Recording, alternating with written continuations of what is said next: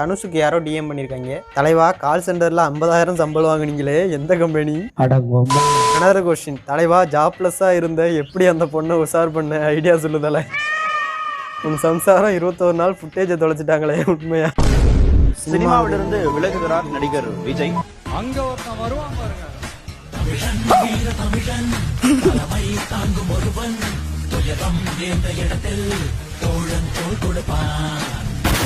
இருடா, இருந்துட்டு வந்துட்டு இந்த நடிப்பை நான் மதிக்கிறேன். ஆனால் இந்த மாதிரிலாம் எடிட் பண்ணுறதுக்கு உடம்பு கொஞ்சமாவது கூசணும்.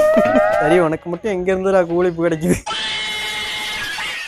விளையாட்டு பேச்சில் பெசூசி ஏத்துற நீலே சாப்பாத்தா மின்னல் கொட்டு.